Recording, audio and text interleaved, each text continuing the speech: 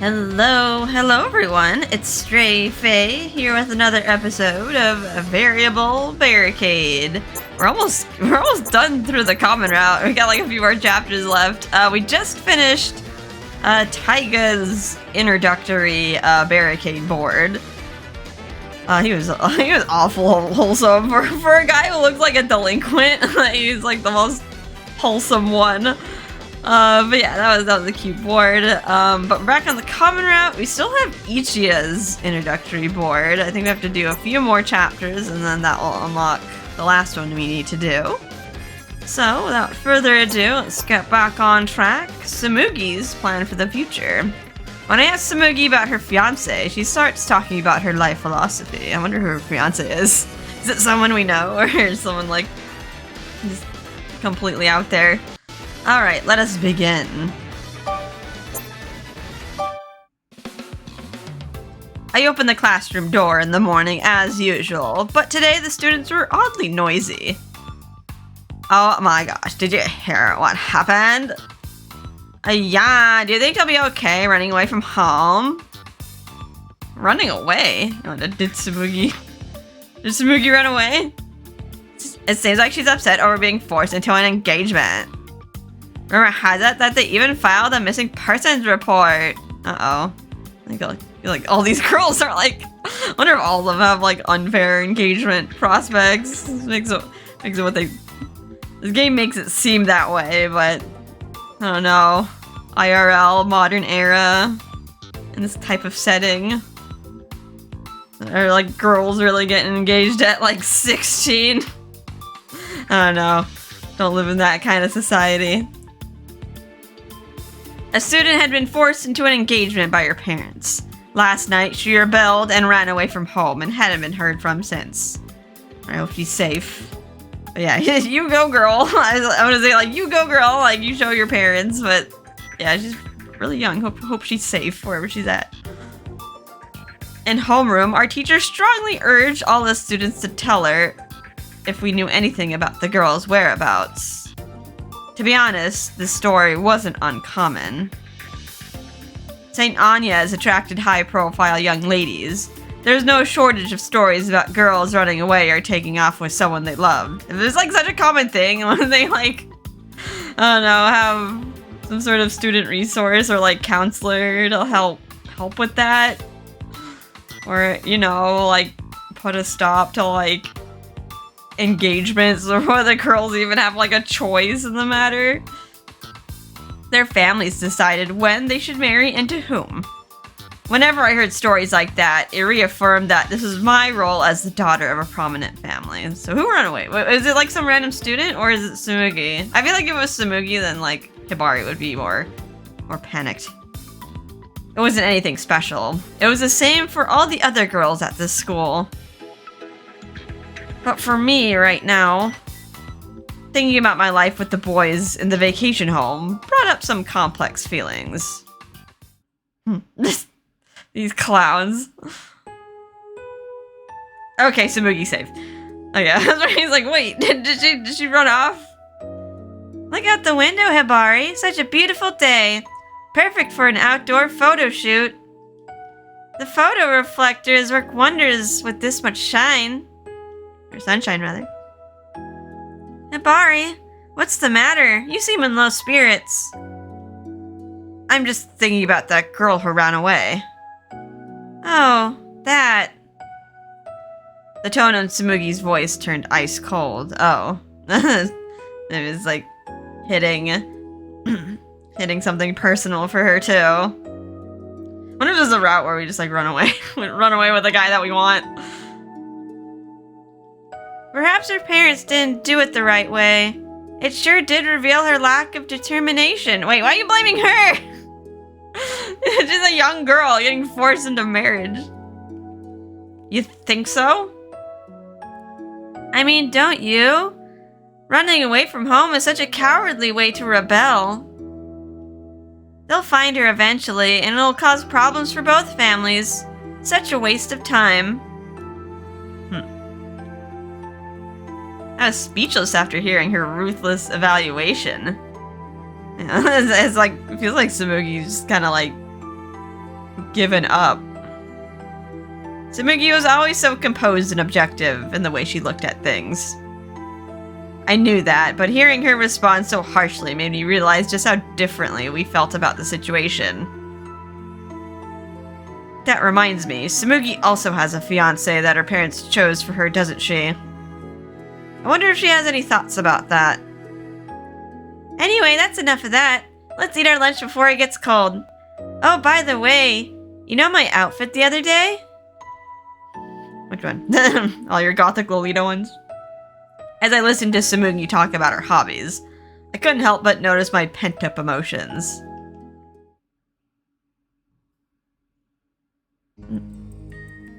After school that day, I couldn't shake off my mixed feelings about everything, so I invited Tsumugi to take a walk with me. I just told her that I wanted to talk, but Tsumugi smiled at me as we strolled along like she knew what it was about. The wind's a little strong, but the weather's still real nice. It feels great. Yeah. We walked to the park, but I couldn't find the right words. I didn't know how to broach the topic, so Tsumugi smiled gently as if to say there was nothing for it. Hibari, are you worried about the girl who ran away? Not really, it's just... Tsumugi, you have a fiancé as well, don't you? One that your parents chose. So that's what's on your mind. I guess it's true. We haven't talked about this in any sort of detail. She smiled kindly at me and began to speak in a reminiscent tone. I was 15 years old when I officially got engaged. Tsumugi's father was the headmaster of an ikebana school, and her fiancé was her father's apprentice. He was apparently a whole generation older than her. Wow, okay. His family was not so bad, and he was regarded as one of the most promising students. Okay, that feels a little ick, but especially like, yeah, because Tsumugi doesn't have much choice in the matter. At 15? Was someone a generation older? That's quite a decision.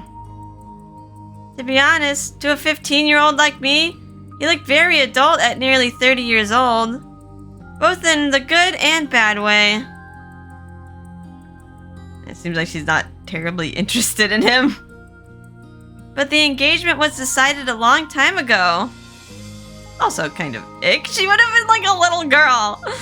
Like, could potentially be her father. They were just waiting for me to finish my compulsory education. So when I turned 15, we officially got engaged. You weren't against this? I couldn't help but be blunt after hearing her speak so matter-of-factly about it. Tsumugi just smiled brightly like she always did. To answer your question, I wasn't particularly resistant to the idea. What was most important to me were my own priorities. Your priorities? I'm happy to take over the family business. I like flower arranging, preserving traditions, and helping my family thrive. Besides, I'm proud of the fact that I'm perfectly suited to become the next headmaster, in both terms of talent and business acumen. Actually, she's totally right. I love our business from a very young age, so by the time I was in the later years of elementary school, I decided I would succeed the family business. However, there was something else that was important to me. My hobbies. Her hobbies. In other words, her otaku stuff. I was surprised that she knew exactly what she wanted in elementary school. I must have looked it too because Tsumugi giggled at me. Both the family business and my otaku activities were important to me. I didn't want to give up either of them. So I thought long and hard about what I could do to have both. I knew that engagement was the only way. Why? As I racked my brain, Tsumugi half closed her eyes as if she was remembering the past. First, I decided I should move to Tokyo so I can enjoy my hobbies. However, I am also the daughter of the headmaster at an Ikebana school. There's no way my parents will let me live on my own, let alone move to Tokyo. But you're living on your own now, aren't you? I put a lot of consideration into how I would convince my parents, and so I presented them with a plan for me to take over the business. A plan? My wish was to spend 6 years in Tokyo from middle school through high school, and if they allowed me to do that, then... Tsumugi's plan could be summarized as follows. If Tsumugi's parents accepted the plan, then she must adhere to the following rules. 1. She would take care of the family business during the long summer and winter breaks. Of course, she would also prioritize it any other time. She would never miss her flower arranging lessons, even while living on her own. She would marry whoever her parents decided, and she could not refuse. 4. After graduating from high school, she would return to Kyoto and put her family first, and she would go to a university close enough to commute. Of course, things didn't go so well when I initially presented the plan. But I persisted, and after much persuasion, I managed to get them to agree. She's got way too much enthusiasm. After that, it didn't take long for them to decide on my fiancé, since my parents had already been eyeing him. I've known my fiancé since I was little, and he seemed amenable to the idea of becoming the next headmaster's husband. Thanks to my choice back then, I can do what I enjoy as much as I want now. And in the future, I'll have a job I like too. It almost feels like she's trading away, like, okay, 6 years of freedom though. But then for the rest of your life, you're chained to potentially like a marriage that like you might hate. like Tsumugi's kind of a romantic, right? She's kind of living it up. Hibari has like 4 suitors, and she's kind of like dreaming up scenarios with her for her like dojins and stuff. So, like she has a romantic streak, but it just feels like she's just given up on her own romance to just kind of live vicariously through others, I guess. I'm very satisfied. Wow. Tsumugi was so impressive in elementary school. How could such a young girl make a life plan like that? She even convinced her parents to agree too. So, what's your fiancé like? Is he nice? Yes, very much so. Well, I guess that's in large part because I'm the headmaster's daughter. He doesn't sweat the small stuff, but he's a bit of an otaku when it comes to Ikebana. It's like night and day. 2 peas in a pod. I guess they get along, but yeah, I don't... According to her attitude, though, it doesn't seem like Tsumugi's like completely on board. She just kind of like traded away her future freedom for freedom today. I always thought of him like an older brother, so I feel comfortable around him. He's alright looking. Well, the fact that he looks good in a kimono is a big plus. Tsumugi brought up one detail after another about her fiancé. Then I tentatively broached the next question. Do you love him, Tsumugi? I stared at her intently, and she gave me an easy smile. I have a little trouble saying the word love. If I had to describe it, I think of him more as a business partner than anything else. A business partner? That's right. We made a deal between the two of us. I gave him some conditions when we got engaged. The conditions were just as strict as the ones that allowed her to come to Tokyo. 1. He would marry into the family and support Tsumugi as she became the next headmaster. 2. He would spare no effort in helping the family business flourish. 3. He can have... Oh, okay, whoa. He can have extramarital affairs, but he must not have children outside of marriage. What? 4. He would not deny Tsumugi her otaku hobbies. She sold herself for the dojins. Tsumugi. This is terrible. She's too young. She's like, what, 15 then? Is she like 16 or 17 now? They're somewhere in high school. This feels so wrong. As long as he abides by those rules, he can take the position of the headmaster's husband, and he will be able to devote himself to his beloved Ikebana. Quite the mutually beneficial arrangement, no? He truly listened to everything I said, and he agreed to all of it, too. So, you really are happy? Yes. At this point, it's not a heated romance. More like a mutually advantageous partnership, you know?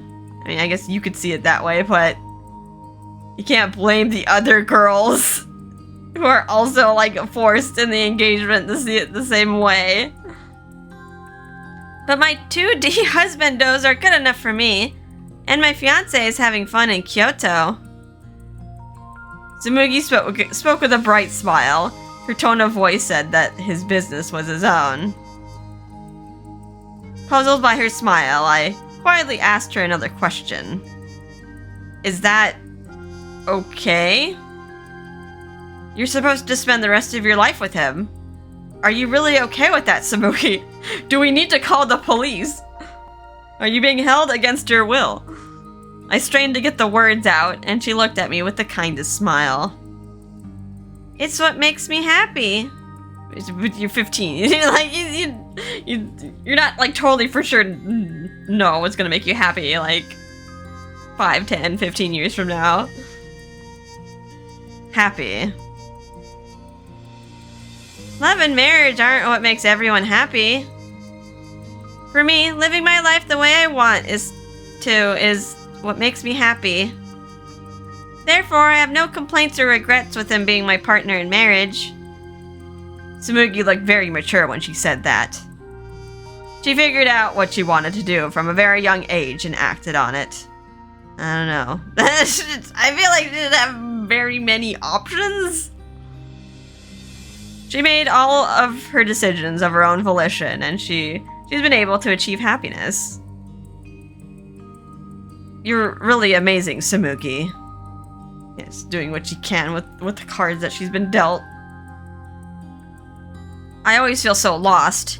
Even when I make a decision, I keep wondering if it was the right choice or not. Until I met the suitors, I was prepared to marry whoever was chosen for me. At least that's what I thought. When faced with the reality of it, I couldn't help but try to escape my fate. Hibari, what is happiness to you? To me? That was clear from the beginning. I was the Tojo family heir. That's why I had to marry the right person, follow in my family's footsteps, and then what? I thought I had it all figured out and had been living my life accordingly. I was instantly shocked and disappointed with myself for not being able to respond. Tsumugi smiled at me awkwardly. That's something you can just answer out of the blue, right? At our age, it's only natural to be uncertain or have trouble with it. But you planned out your life in elementary school. That's not nice. That's not the decision she's supposed to have to make, though, in elementary school. I feel like if there's gonna be, like, a planned engagement, like, maybe wait till they're, like, college aged, and then they can decide, like, you know what? I want my family to pick someone. Like, it's like, not when they, like, have no other options. It's like, let the horizons expand and then decide, like, you know what? This is fine. Not when they're, like, completely confined. It was just the right time for me. The reason you're anxious now is because it's the right time for you. If you haven't thought about it before, how about starting now? Now? Yes, it's not just about who you like, but who you'll choose to make you happy, Hibari. So it's not just about who's a good fit for me when I become the head of the Tojo family? If that was the only goal, do you think your grandfather would have chosen those guys as your suitors? I know, it's kind of questions, like, why these guys? They aren't exactly the cream of the crop here, like, ready to take over the business or whatever. They seem awfully carefree and silly. I was like, is his grandfather doing this on purpose? Like, just, here's some silly guys. Doesn't it all make more sense now, Hibari? Nope. No sense at all. Yeah, that's all true, but I didn't want to admit it. Don't worry. I'm sure you'll choose the best path for yourself. But if you have any doubts, you can always come to me. Thank you, Tsumugi. I'm so glad that we're friends. Me too. Alright then.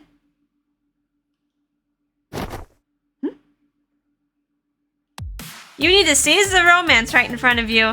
Love comes from the most unassuming places. What the? What's with this dramatic change in tone? I know, it's just like so serious. I'm just like, save Tsumugi. I'm just like, she needs help. No, okay, back to silliness. In my opinion, you could stand to be a little bit more maiden-like, Hibari. Oh, come on, Tsumugi. I automatically sighed when Tsumugi started rambling about romance like she always did. Looks like she'll never change. However, listening to her today gave me a lot to think about. There are many things I needed to consider and decide on my own. But despite all that, whenever I feel lost, I know I had a friend I could rely on. For now, I let myself bask in that happiness.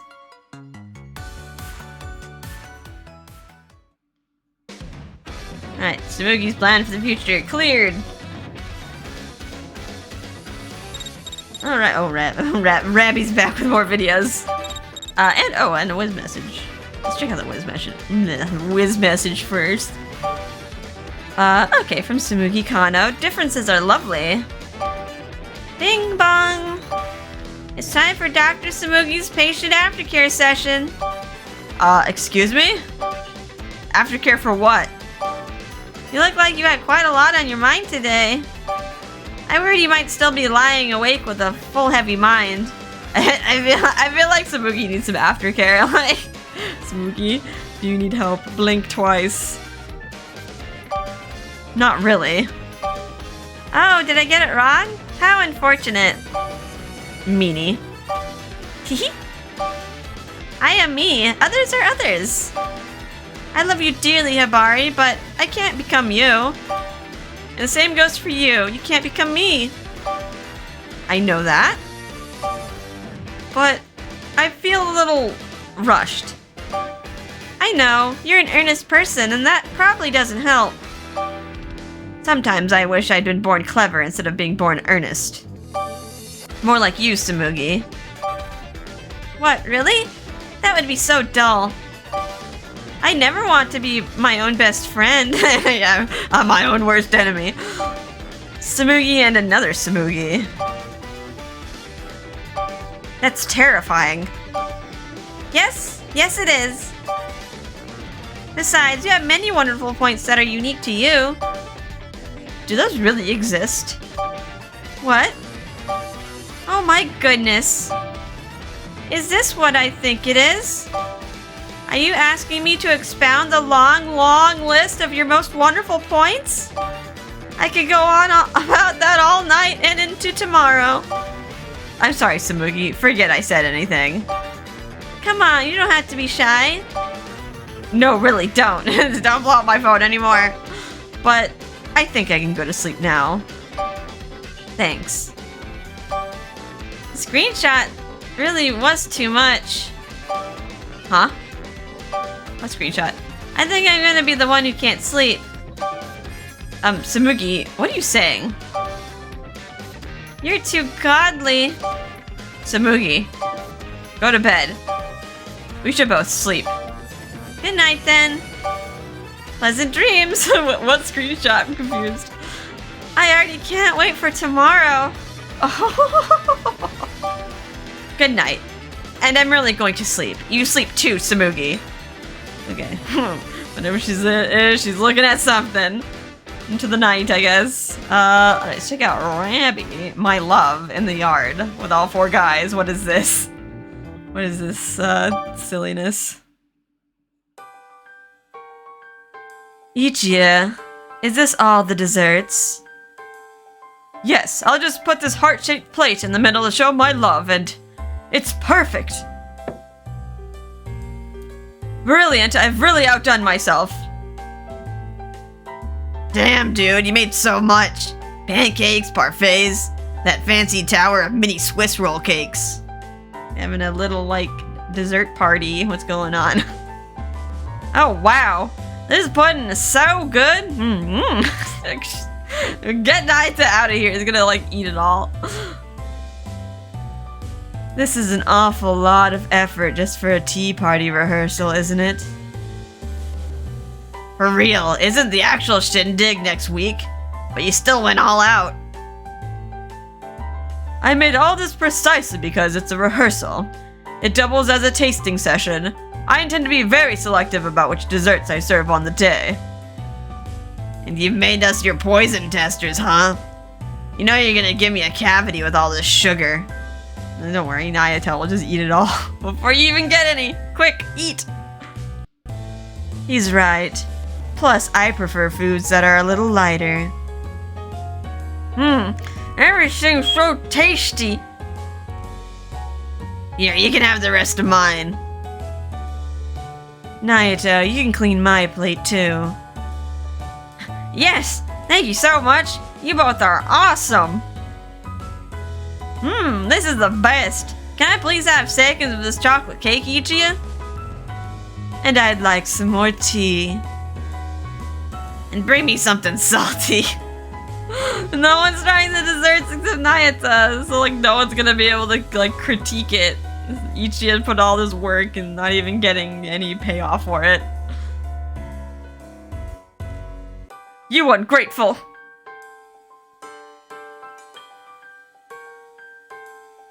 This mocha roll thing is super good too. Oh, mocha, but not mocha. I was like combining the word mochi and mocha. Oh, I think I'm still hungry. Ichia, it's time for thirds. This isn't some all-you-can-eat sweets buffet. You already ate everything. What? Bro, you already had enough. You're gonna have one hell of a sugar high. Nayata's stomach sure is a bottomless pit. I like the person who compared Nayata to Kirby. Like, personality-wise, and like the fact that he's like indestructible. Very innocent, but like somehow is tricked into doing evil. And yeah, just like, is just like a bottomless pit, just sucking in all the food. But that wasn't enough. Did I really eat everything? Huh? This plate with love written on it. Is the whole thing a cookie? Don't eat the plate. Oh man, such a heavenly sweet smell. No, bad Nayata, don't you dare. Bad dog. But why? That plate symbolizes my love for her. It's not for you, Nayata. Come on, please. Just a slice. Okay, it's not actually a plate. It's like probably like a pizookie, a pizza cookie. A big cookie. No, I said no. This one's sacred. Aw, don't take the cookie away. Hey, how about just one bite? Just a teensy bit off the end. A broken heart can't symbolize love. Just a nibble. Run. Get away from me. Taiga, Shion, don't just stand there. Stop him. Just let him have it, bro. The real party's not until next week. It'll go bad before then. You probably shouldn't even make another. She's bound to hate it. Yeah, what Shion said. Just give in and let Nayata eat it already. See? Taiga and Shion agree. All work and no cookie makes Nayata a hungry boy. What? Ah! This is running around the yard. He's the cookie monster. My plate of my love must keep my wits. Gah! Ah, he fell.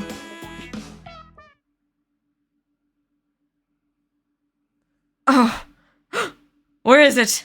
Where's my love plate? Yes, this cookie days are numbered. Gah! No! Victory tastes so sweet. Cookie time. Like, just imagine him as a cookie monster now. Nom nom nom. Not my love.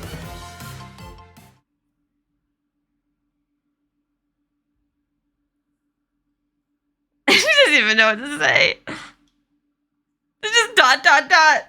And that's the way the cookie crumbles. Okay. Finn.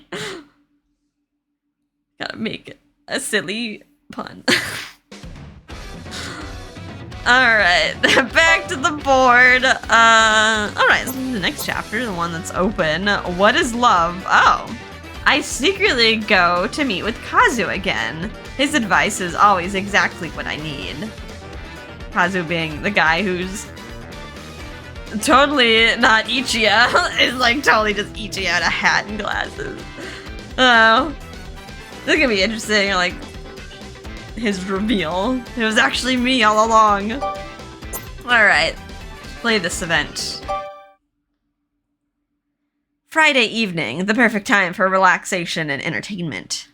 Or at least, it should have been. Hibari, where do you want to go on tomorrow's date? The aquarium or the planetarium? If you're in the mood for something else, I can adjust my plans accordingly.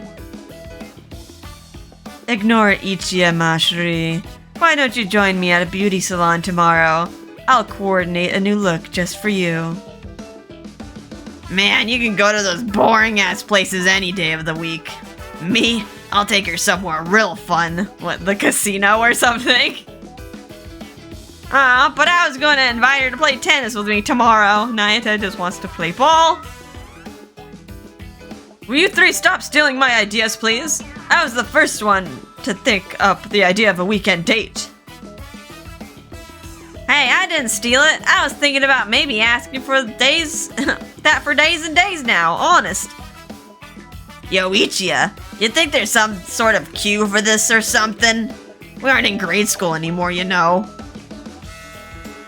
Come, let's leave these noisy louts behind. I know a lovely salon I've been meaning to take you to. One of the girls, like, let's get our nails done, and then after that, we'll go out and get lattes. No, I don't care about any of your plans. I'm not going anywhere with any of you, not alone. Have I made myself understood? I was tired of the nonsense and endless tug-of-war. My foot was down, planted even. There, this time I've told him what I think. I smiled to myself, and as the four of them grew quiet, I wasn't gonna let the four of them walk all over me forever. Okay then, we'll all go. What?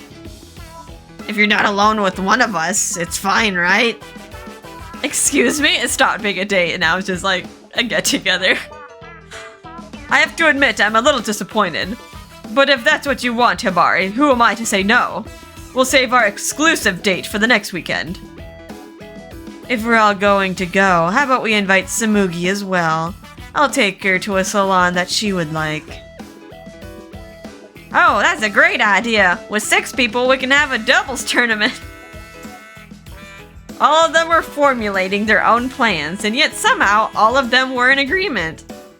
For a moment, I couldn't help but regard their driven efforts in silence. But I snapped back to myself. Tsumugi has plans for tomorrow. She cannot go. I can't go tomorrow either.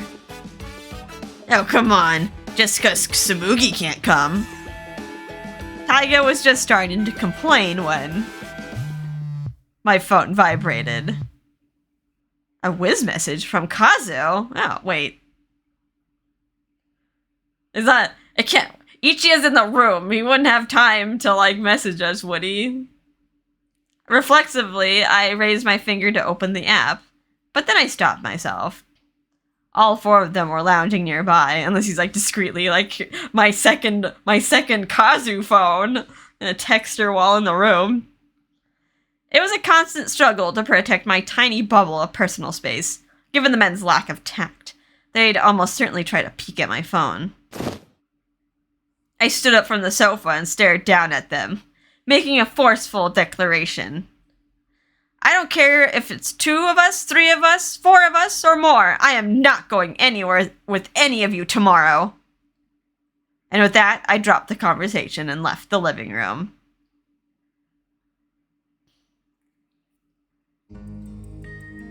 I hope that didn't sound too desperate or awkward. I felt a mild twinge of unease, but quickly brushed it off as I pulled out my phone. Kazu. Okay, maybe he's not Ichi yet. Oh well, I'll just keep giving the same voice until proven otherwise. Sorry this is so sudden. If you have time, would you care to join me at the same cafe at 2 tomorrow? I wanted to talk to him. I needed to tell him about my latest bout of frustration. My fingers moved quickly, zipping across the screen. I'd be glad to. Message sent. I instantly felt a weight lift off me.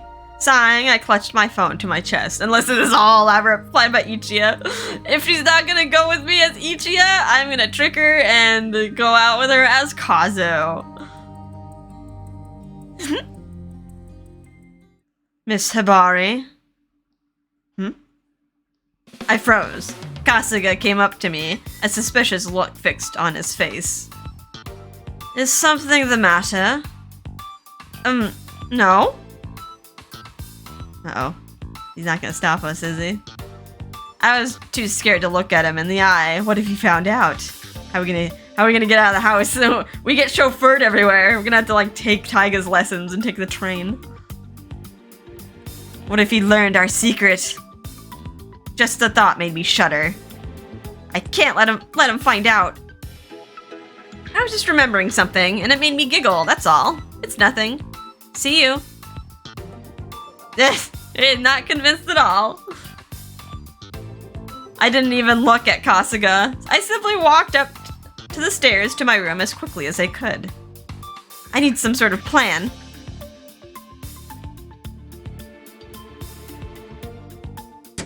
I closed the door to my room and leaned back on it as I tried to think. I wanted to talk to Kazu. I wanted to vent all my frustrations to him. But to do that, I needed an excuse to leave this house without arousing any suspicion. At the moment, I can only think of 2 methods. One was to simply walk out without saying a word. I think they would probably detain you. I suspected that idea would not work, however. If I did leave without saying anything, it was highly likely that Kasuga would stick to me. He'd be like a new shadow, a very disproving one. It would be even worse if the others got in on the act. My other method was to construct some sort of alibi. I could say I was visiting with another friend, and have them cover for me if anyone asked. You already said Tsumugi was busy. You're gonna have to ask Aramura. That idea was decidedly less risky. I just wasn't sure whom I could collaborate with on my alibi. I think Aramura would probably be glad to be in on it. Cause she's all about, like, hanging out with, like, her new beau, like, every day. I'd already told everyone in no uncertain terms that Tsumugi had plans tomorrow. Which means... I took in a deep breath, then opened Wiz. I'd like to ask your advice. Please respond when you have the time. The message sent, I exhaled and let myself slide down to the floor in a slump. Who knew keeping a big secret could sap so much energy? I prepared to vent a deep sigh, and that was when... A Wiz text? No, it's a call! Silly ringtone.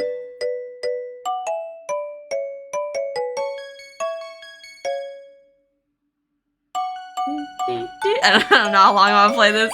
It's like a unique melody. Okay. The name on the caller ID was Noah Aramura. Okay, that's a good choice. Hello, Aramura. It's also probably your only other choice. Girl, I need more friends. What do you want to talk about? Straight to the point. That was very like her. It's actually more of an request. Spit it out. I'm outside. I can't talk for long right now. Well, there's someone I really want to see. But if I say as much as I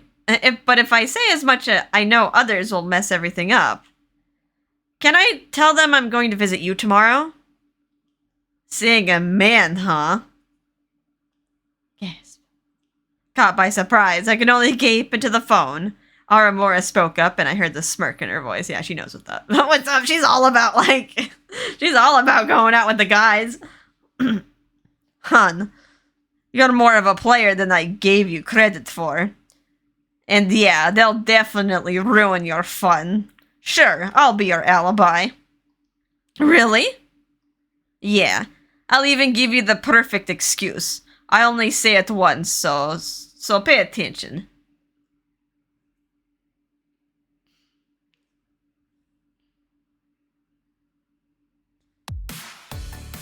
I'm off to take Rabby for maintenance then. I'll be back later. Yeah, it's all your guys' fault. You broke him.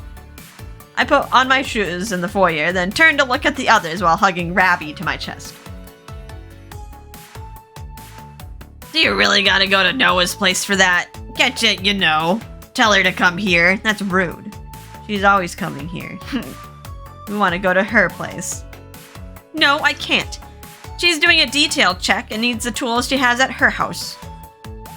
I spoke firmly, making it clear my course was set. Nayata deflated and pouted a little. You're really going to go without us? Don't worry, Nayata. She won't be alone. I'll be accompanying her. Isn't that funny? I was planning to go too.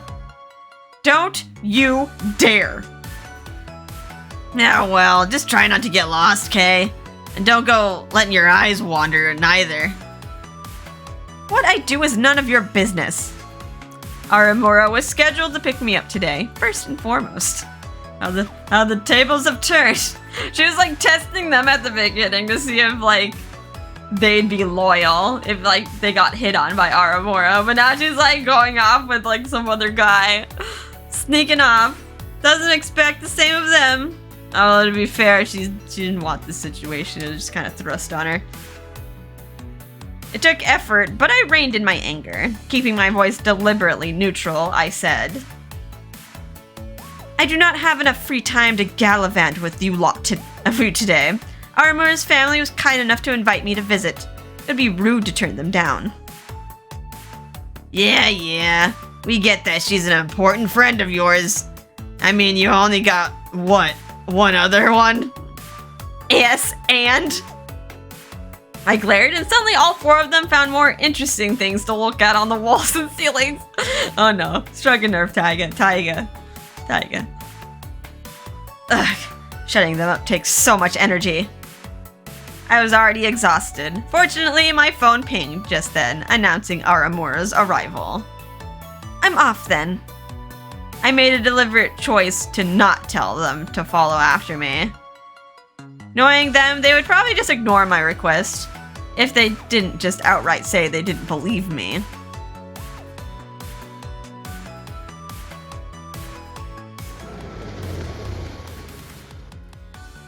Well, Aramura stood at the door of her taxi, a mischievous grin on her face. Wow, she's I came all the way out here just to play the alibi. Girl, best friends here. It worked. Thanks. I wouldn't have been able to do it without you. That excuse you gave me last night was Shh. Aramura cut me off, glancing behind me. You know, got leave first before the jig is up. Miss Aramura, thank you very much for permitting Miss Hibari to visit your residence today. Please, this isn't much, but I hope you will enjoy it. Kasuga? Kasuga offered his respects with a pleasant smile, holding a large gift bag. But I told you we didn't have to do anything like this. Embarrassed, I protested, but my complaints fell on deaf ears. It's only polite to offer a hostess a gift when one friend visits another. I hope it is to your liking. Well, we'll be sure to treat her with all due courtesy during her stay. We'll see her home at the proper hour, too. They'll bring me back, too? Aramura caught my eye, her expression warning me to go along with what she was saying. That's right. They'll kindly offer me to drive me back here, too. You don't have to worry. I'm in good hands. I'll see you later this evening. Wow, she's going, like, above and beyond. Like, chauffeuring her to and back home. Have a pleasant day, miss. I got into the taxi, and it slowly pulled out. Watching Kasuga grow smaller and smaller through the window, I breathed a sigh of relief. Okay. Like a regular taxi. I don't think Aramura has, like, a chauffeur. Her family's rich, but I think they, like, just probably use, like, common conveniences. They're not gonna, like, hire a driver.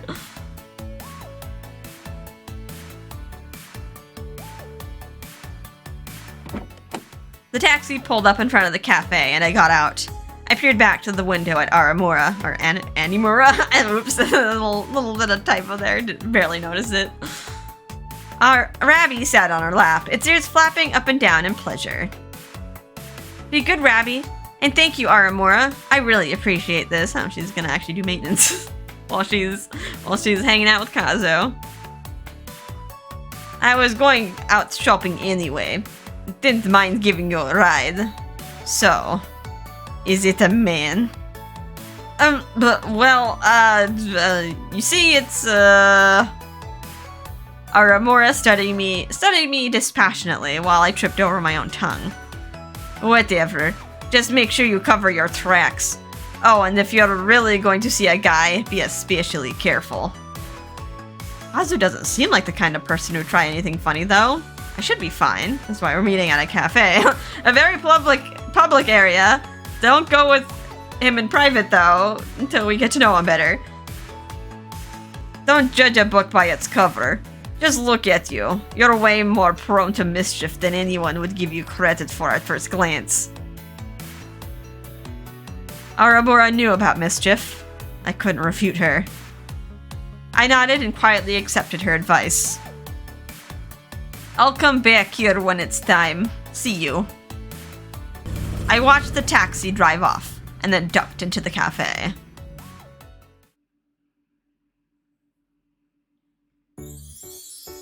I discreetly looked across the room, but I didn't see Kazu anywhere. The server showed me to a table. I sat and quietly looked around the room again. I hadn't noticed before, but even the minor decorations here are excellent taste. Why, that little statue there is very cute.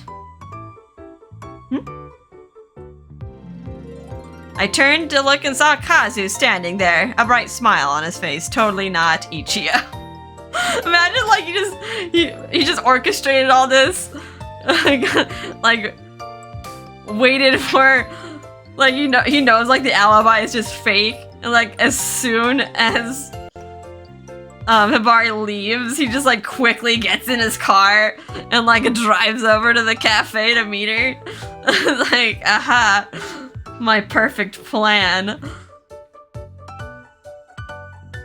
Did I startle you? Not really, no. I'm sorry. I didn't notice you. So you like cute things like that? Kazu asked me that as he sat. I thought for a moment and then nodded. You know, she likes cute little bunny rabby, so... I know they don't suit me at all, though. Yeah, I thought as much. They're very you. Oh, have you ordered yet? It says cute things do suit her. Cute things? Very me? You like them, so they're you. No one had ever told me that before. Thinking about it, that was probably the first time I'd ever admitted to someone that I liked cute things. Hibari. Kazu's curious glance snapped me back to reality. I haven't ordered yet, no. Oh, okay. Which are you thinking of? Maybe go all out and get this one. Wow, that's tall. Like a party-sized dessert. Here you go, sir. And miss. 1 strawberry and blueberry pancake stack and 1 chocolate lava pancake stack with vanilla and matcha ice cream and whipped cream. Oh my goodness. The pancakes are like miniature chocolate lava cakes, each one boosting the other's height.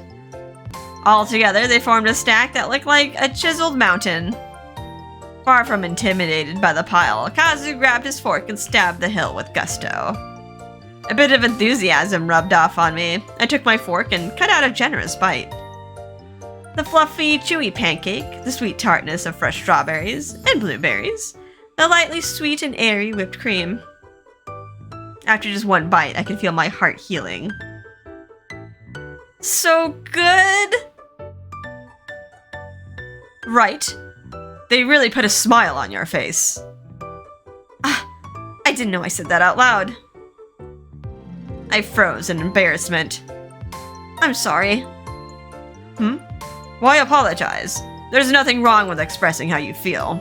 At least, I don't think so. It's important to be yourself. Kazu smiled. I couldn't bring myself to say anything. Around him, it was so difficult to focus on holding up my appearance. My inner self always seemed to escape. So, how have they been lately?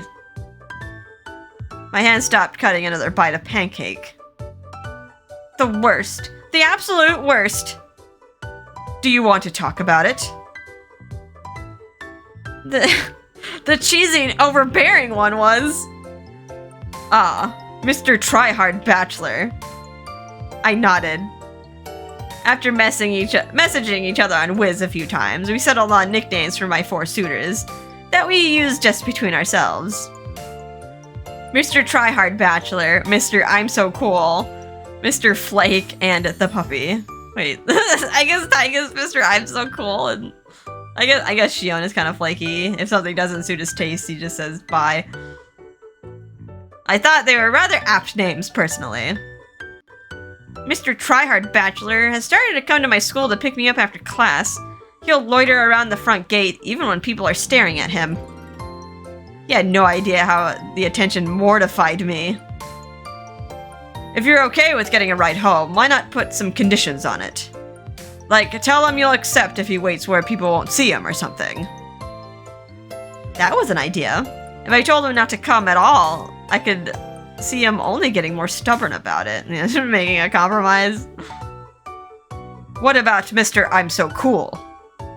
Ugh, he's got the least tact of any of them by a large margin. Every single day he deliberately says insulting things to rub me the wrong way. Like telling me it's childish, or that I've gained weight, or that my chest is too flat. Jesus. Kazu saw my hands ball into fists, and he smiled wryly. Was he a kid? I feel like, haha, you don't have tits. Like, what? Like, you're an adult man. Yeah, I can see how that might bug a young lady of your age. Though if it was me, I'd probably laugh and blow him off. What if you care about that, and so on? Yeah, it's like, be like, hey, Taiga, why do you care about my tits so bad? Oh, I got it. Taiga acted like he was making digs at things he knew bothered me, when in fact, there are things that bothered him. If I just laughed him off the next time he tried, that might take the wind out of his sails. Mr. Flake, I simply can't talk to him at all. No matter what we talk about, it's all so empty, superficial. It's, I couldn't find the words to describe what he was like. He was just a difficult person to read. It's hard when you can't talk and get your feelings across to another person, yeah. If you won't come down to earth, then maybe you should just not talk to him. Not talk at all? He's like actively like putting down the other candidates. Well, more like talk through your actions instead. If your words don't get through, then don't use them. Try expressing yourself through what you do. You're always going to come across people who just won't try to understand you after all. I guess he has problems of his own too. That thought made me feel a little better. How about the puppy? Hearing about him is always a hoot. Running around like a wild thing as usual. He'll spot me from what seems like 100 yards away and bolt straight up to me. Then he'll pepper me with questions, asking me if I want anything or if he can do anything for me. Well, since he acts like a puppy, try training him like one. Tell him that he has to be good until you specifically ask him for something. Gasp. That's what everyone else has been telling her. Kazu's advice was so perfect, it was impressive. At the same time, it only highlighted just how pathetic those four were. It's so odd.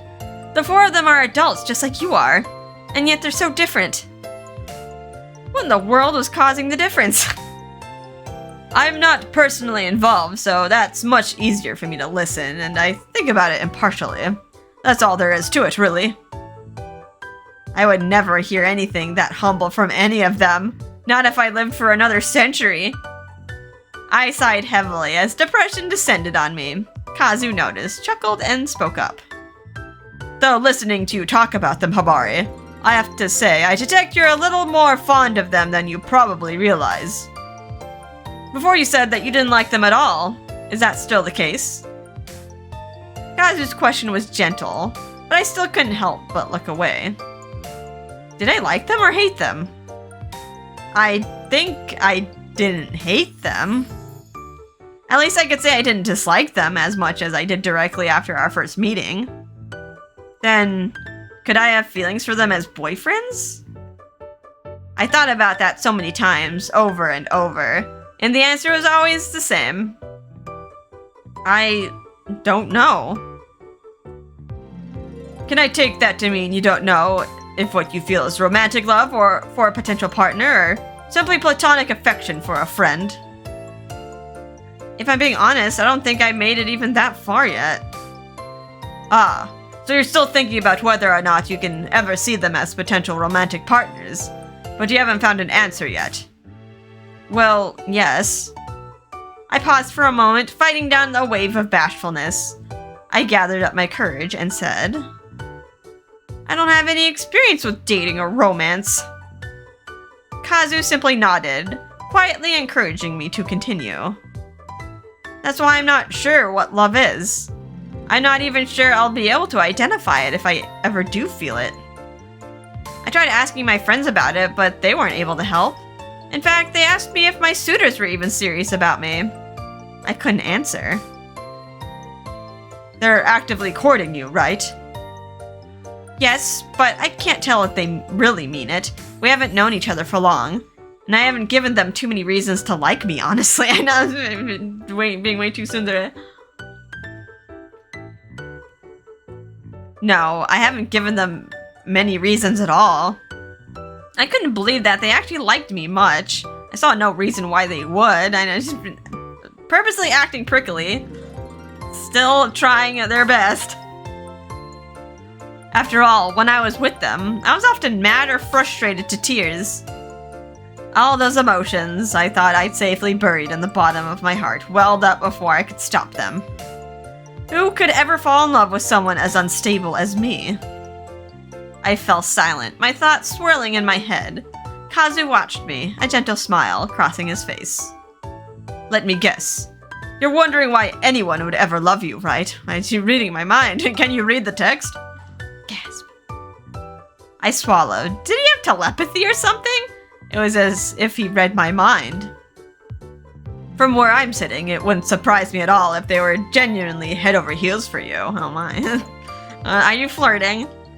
Why? I looked at him in honest curiosity. He grimaced. You're attractive, Hibari. Trust me. You're earnest, you're honest, you're charming, and most notably, you're gorgeous. Oh my.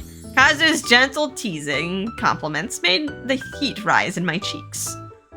I puffed my cheeks out in a pout, trying to hide the blush. Kazu laughed. He's into the tsundere too. Sorry, I couldn't help but tease. Still, I mean it when I say you're attractive, Hibari. Because honestly, you are. Gonna raise her self-esteem. And as they say, love is blind. Falling for someone doesn't have to make sense. There's nothing odd about them being genuinely in love with you. Falling for someone effortlessly, or having someone fall for you just because. Were such things possible? Here, let me ask you something. If one or all of them seriously did love you, would you be happy about that? What if they told me they loved me and meant it? No ulterior motives, no strings attached. They just loved me for who I am. No. Oh no, she's envisioning it. Hibari, I love you. That's all I can say, really. There are no other words. It's all that I feel for you, overwhelmingly so.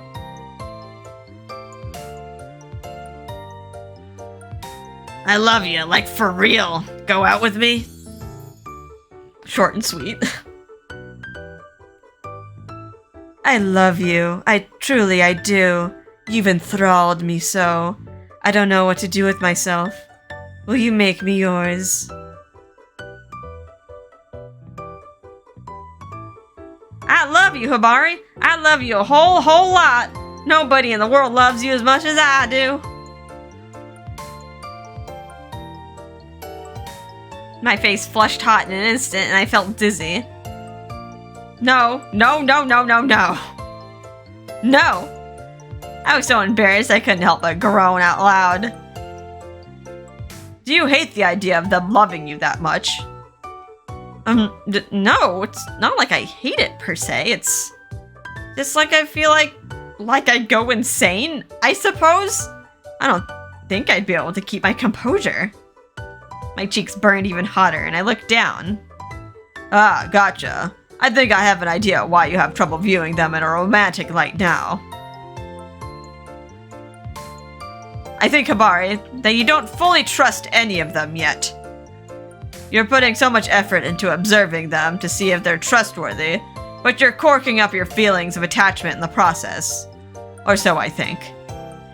Now that he mentioned it, that rang true. None of them were terrible people by any stretch. But I couldn't say they didn't have their ulterior motives. Yeah, it seems like they're all driven by, potentially, the monetary gains. And on the off chance I did marry one of them, there's no guarantee they could adequately perform their duties. Trusting them would be difficult. If that is actually the case, it's probably wise not to make any definitive moves until you have some measure in faith in them. Huh? From everything you've told me, they don't seem like they're bad people. But I've not met them personally. There's more than one person out there who sounds great when you talk to them, but they're kind of rotten underneath. So until you feel you can honestly trust them, I'd hold back and play it safe, okay? I nodded emphatically. Okay, I think that's the wisest idea. Good. That's probably for the best. Kazu smiled, then glanced down at his watch. Wow, is that the time? Your friend should be coming to pick you up soon. Kazu started to stand. I straightened my posture and bowed formally in my seat. Wait, how does he know that? Did we tell him the plan? Thank you very much for today. No, not just for today. For everything. No problem. I'm glad that I can be of help to you. I'm always happy to lend an ear or meet up with you for a good venting session. Why are you doing all this for me? Apparently my question caught Kazu by surprise. He grimaced and scratched his cheek. Oh, uh-oh. Have I, made you suspicious of me? No, that's not it. It's just that you've been so very kind to me. I'm honestly curious. My hurried attempt to explain myself caused Kazu to chuckle. I was only kidding. When I help you, it makes me feel like I'm watching out for a flighty little sister. I can't turn away, if that makes sense. I really seem that flighty. Yeah, so much so I can't leave you be. When I say you can talk to me at any time, I mean it, okay? Kazu smiled and tilted his head, a little mischievous wink. I wouldn't be surprised if under those sunglasses he just winked at me. He did. Not that hard to see. I paused a moment, wondering why I thought that, and then the answer came to me. That wink. That's exactly the kind of move Mr. Tryhard boyfriend would do. Wait, does she know? Did she finally figure it out? What? Oh, really? I'm not sure what I think about that. Okay.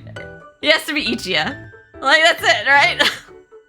The cheesy wink gave him away. Oh, I'm sorry. I kid. Come on, it's time to go. Both of us smiled wryly at each other. Then we gathered our things and left the cafe. She's gonna fall in love with Kazu, and it's gonna end up being Ichiya. He promised to message me via Wiz again, too.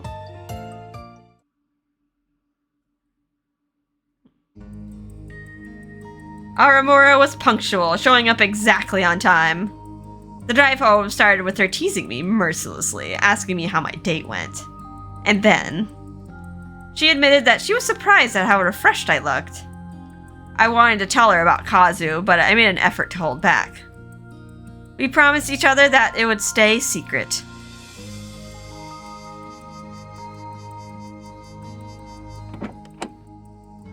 Here's Rabbi. I did a little light maintenance on it.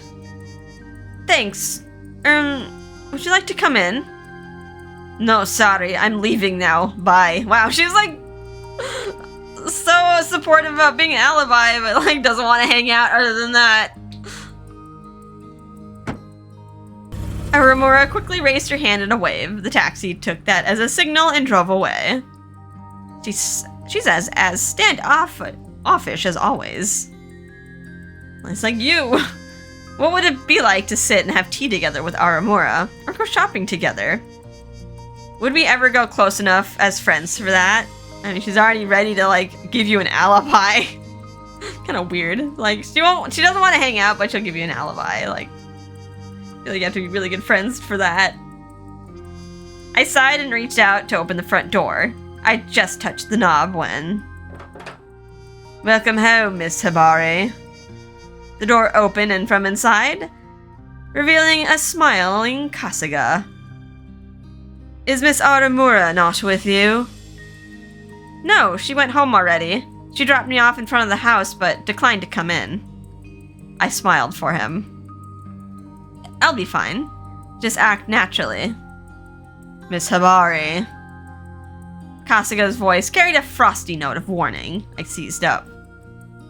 I'm sure I needn't tell you this, but I implore you to please choose your friends with the utmost care and consideration.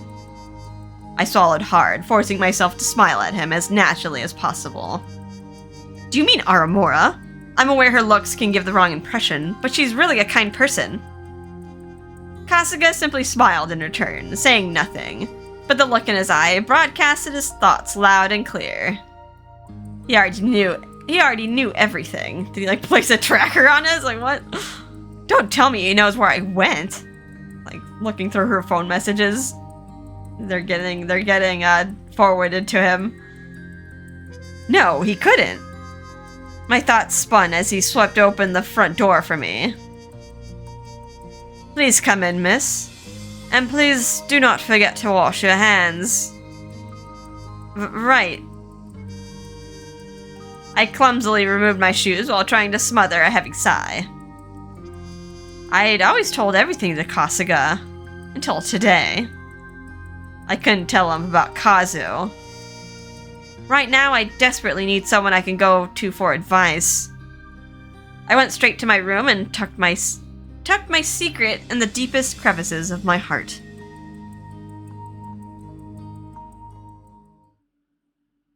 Oh, okay. Select a board.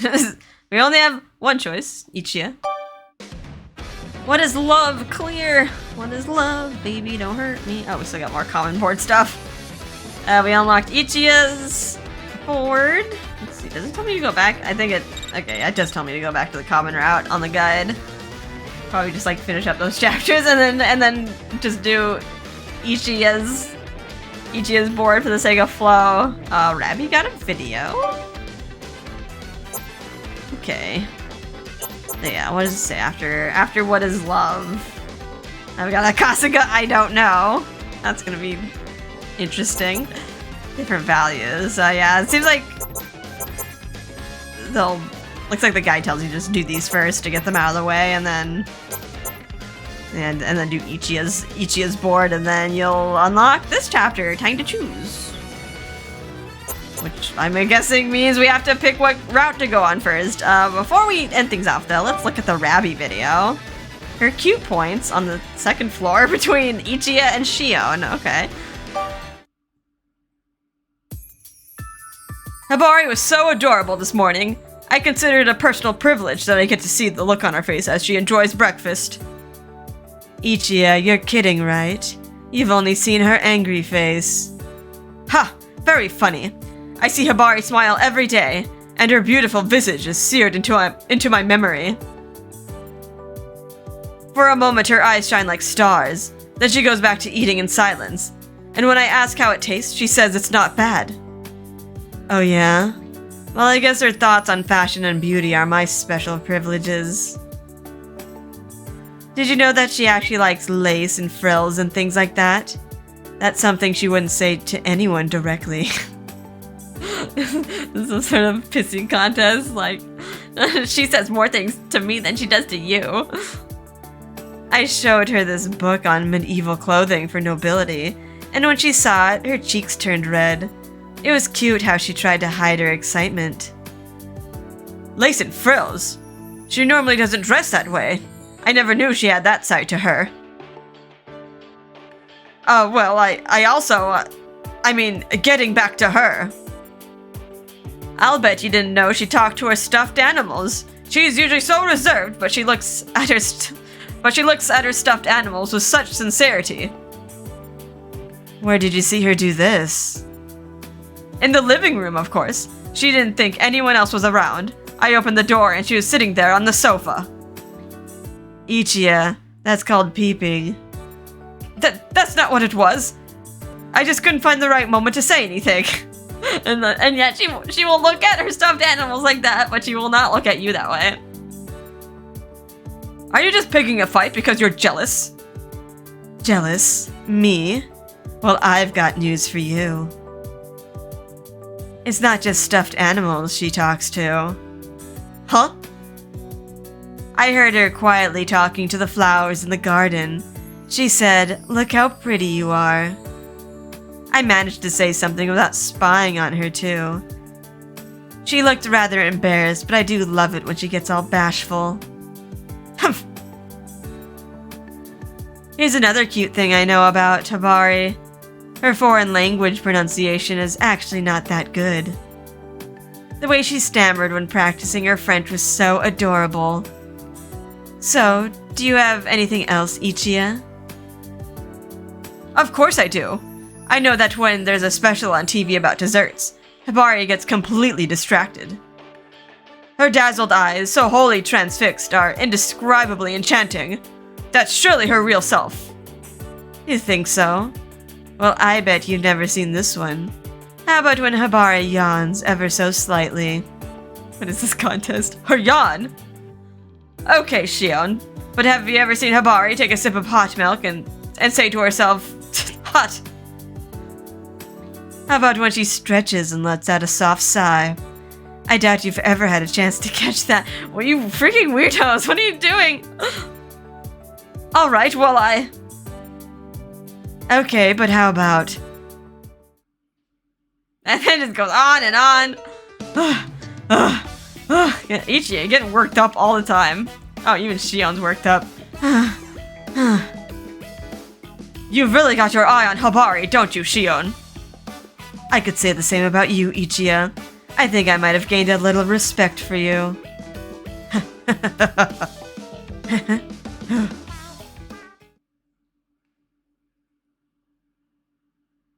Ugh. Can someone get these two some hobbies? I clenched my fist, but I knew I had to keep my indignant feelings to myself. Finn. Okay. These have to be weird together. Okay, second floor. didn't say to change it still, so wow, we're like almost done through all these little skits. Alrighty. Okay. So yeah, we'll get through the rest of the common route, it looks like, and then switch to Ichi's board. I'm not sure how long these chapters are, if they'll be able to do like both. Well, let's take a break. Let's shave. Over here. Okie doke. What is love is cleared. Will we ever get to know? Kazu gave some like legitimately good advice though. So weird how you can just be a normal person, yet in this housing situation, like, Ichi is such a weirdo. He's so overbearing, like, just be normal. That's all she wants. Alrighty. Okay, anywho. Hope you guys are having a fun and relaxing time. And I will see you in the next episode. Bye-bye.